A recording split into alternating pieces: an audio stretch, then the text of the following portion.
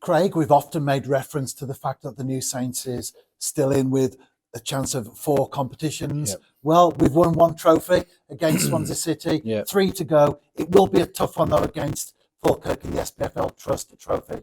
Yeah, it will be, without a doubt. You look at they're a big club, especially a big club in that league. They've spent most of their time in the Championship and even the Scottish Prem. So, they've got some very, very good players. I was at the game on Saturday, watched 5 or 6 of their games through Y-Scout as well. Chris Sargent was at a game at Cove. So we've seen them live twice, and they've got some, like I said, some very, very good players. Both wingers are very good players.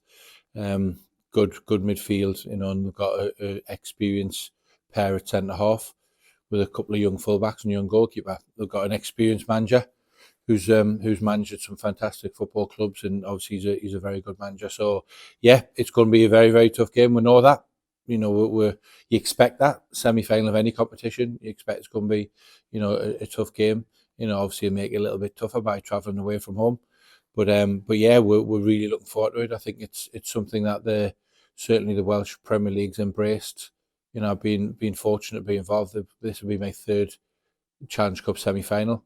Obviously, we got beat off St Mirren when I was here the first time. I think was it 14, 15, and then I got to the final with Connors Key as assistant manager there, where Ross County beat us in the final up in Inverness, and then obviously this is my 3rd, semi-final. So, from a Welsh Premier League point of view, all the teams that I've been involved with have held the cup in high regard, in high esteem, and we want to compete in it, and ideally we want to win it. You've made reference there to the homework that you've done. Yep. A couple of games that you've watched live, obviously some online as well. Yep. But the games that you've seen live in particular, how valuable has that exercise been in terms of gathering information on the opponent? Yeah, it is. Obviously you can see the full game on the likes of Y-Scout, etc., etc. But obviously you go to a game, you get a better feeling for the game, the intensity, even down to making sure you're there to watch the warm-up, and can you pick anything out of that? And how subs behave at half time, how subs get warmed up, how the body language of players all over the pitch, and what players are doing away from the camera, the organisation, etc., etc. So yeah, all round it's a much more valuable. Obviously, logistics. We can't get to 5 or 6 of their games because we've had games on the same day as them, and just obviously it's a 7 to 9 hour round trip up there and back. So fortunately, we didn't have a game this weekend. So I spent Friday and Saturday up there with my wife and little girl, and they come to the game with us as well. And we went to watch the game. And strangely enough, my wife Danielle's got family up in Scotland. She's got aunties and uncles. So yeah, we've been up to Falkirk quite a bit. I know the Falkirk area quite well, considering it is where it is. And we Danielle's cousin's season ticket holder, and they're sponsoring the game at the weekend because they've got a catering and a kitchen company. So it's very it just feels it feels nice and cozy. Obviously it's going to be a really tough game, but it's going to be nice because I have a lot of family there, and obviously they'll be split in 2, half of one Falkirk to win, half of one TNS to win. But yeah, going back to going to watch the game, it's so important. You see so much more. Like I said, fine details could be the difference, and that could be the difference on Saturday night. 2 very good teams that have not been beat in league competition. Obviously, Falkirk got beat last week in the cup. And I've watched that game as well. It was a really tricky surface, and it was a really tough game away from home. And so yeah, it's that could be the difference between winning or losing a game at this level of football. We've both played 22 games in the league, both unbeaten as well. They've drawn 5. Yeah. We've drawn 2. They've only conceded 13 goals. Yeah. We've conceded 14. Between us, we've scored 133 goals. Very interesting statistics there, Craig. Will they have any bearing at all, do you feel, on the game? Yeah, I think it just paints a picture of how the 2 teams are in their respective leagues. Obviously, scoring goals and keeping clean sheets. And, I think Falkirk are 6 or 7 points ahead of in their league. Obviously, we're a little bit more in front with 15 points. I think it just paints a picture, like I say, of 2 attacking teams, 2 good teams, 2 teams that are strong. In like I said, it'll be fine margins. If you were a betting man with them stats, you probably wouldn't put in a 0-0 draw. But as we sit here now, you know what's going to happen, don't you? It's going to go 0-0 and penalty. So let's hope it doesn't. Let's hope we can win the game in normal time or extra time. But like I said, it's going to be a really, really tough ask. Like I said, down through for an experienced manager, down through to really good players, you know, especially the two wingers, our top draw, you know, very good players. And they've got quality all over the pitch as well. It is a long journey. On the plus side, though, we do travel up on the Friday evening. Yeah. On the other hand, it's a 7:40 p.m. kickoff. Will that have any bearing, do you feel, on preparation and players' mentality going into that game?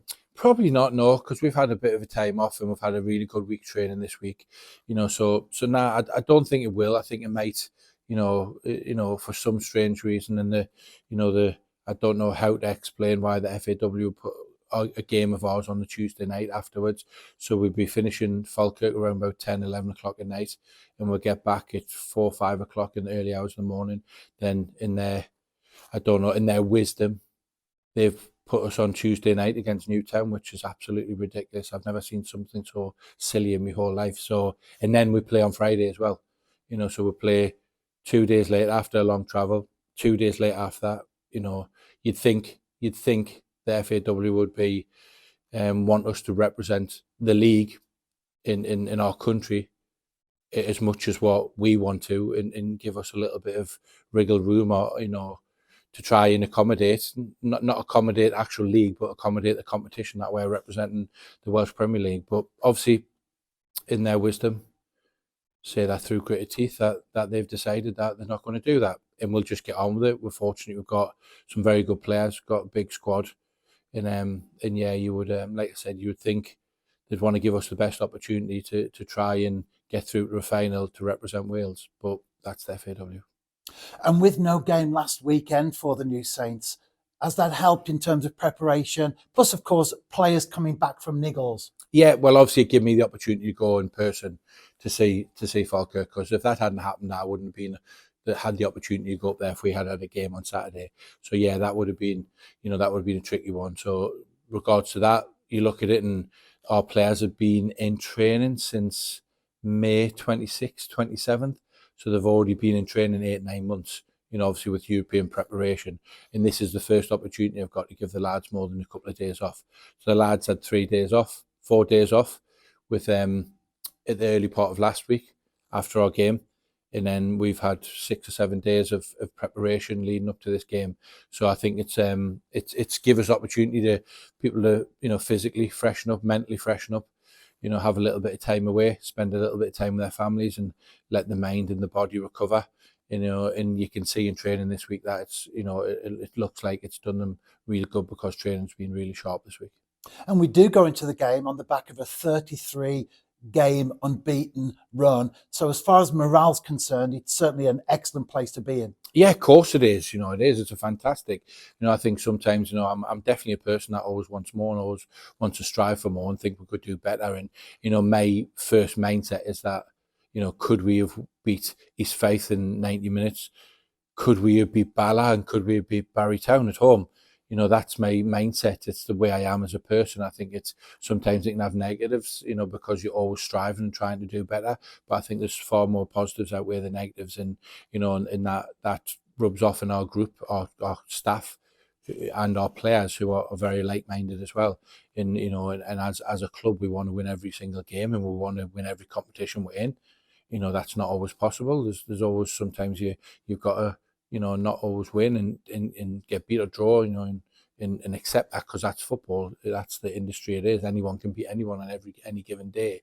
But it's something that I think it's something that keeps this squad, you know, really hungry. Something, you know, I spoke about before. We've got a really strong squad. We've got players that haven't played recently that could quite easily play in the team. It's either been coming back from injury or etc., or that they've just found themselves not in the team, and obviously teams on a really good run, you know, so it's really hard to get them players back in. But they could play in our team no problem at all, and they could play in any team in the league. So yeah, it is confidence booster. You know, we've just as big of that as we've went 4 or 5 times this season behind, come back, we've been pinned back to draws, come back and won the game. So we've got a real strong mentality, and we'll obviously need that on Saturday, because, you know, I'd imagine it'll be a decent crowd. you know, they've got a really good record. It's a great stadium, you know, and it's going to be a really tough game. And what is the availability position as you look ahead towards the game? Yeah, everyone's fit and available apart from Ryan Astles. That's it. Obviously, Ryan had an operation on Saturday gone. He's had his ACL repaired, so yeah, it's going to be a bit of a long one for Ryan, probably 6 to 9 months maybe. But the important thing is, you know, he's had the operation done. His recovery starts now, and you know, and he get all the support he needs from everybody. Obviously, myself going through a long-term injury. When I played myself, you know, I had 18 months out at one point, and it's tough. It's mentally challenging. It's physically challenging. You know, so we'll give Ryan all the support he needs. But from everybody else, everyone else is fully fit and available. So again, you know, the bonus of the Challenge Cup is that you can have 9 substitutes, where in our domestic league you can only have 7. But yeah, so I can involve more players that might feel, you know, a bit unjust that they haven't been involved. But yeah, it gives the opportunity to have the big squad, and obviously we've got some fantastic, you know, players and options from a starting 11 point of view and from a substitute point of view. So we're really strong at this moment. And finally, Craig, away from the game on Saturday, we did have an excellent JD Cymru Premier December campaign. Yeah. As a result of that, you were the manager of the month and Josh Pask was the player of the month. Yeah. So 2 important accolades there for the team, for the side, for the club as a whole. Yeah, it is. You know, I think you get a bit carried away with it as a personal thing. It's, you know, it's nice that it's got my name on it because obviously I'm the manager. You know, where, you know, if we're not winning, I get the stick. If we are winning, it's, you know, I think it's really important that all the staff members and all the players take the credit, because it doesn't just happen with 1 or 2 people. It's a cumulative, you know, from 30 to 40 people. You look at people behind the scenes, yourself, Sam, you know, Will, you know, all the coaches that are involved in all the players, you know, and I know we've talked about having a strong squad, and them squad players who have found themselves squad players recently have got a huge part to play in as well, because that's what keeps training the high standard it is.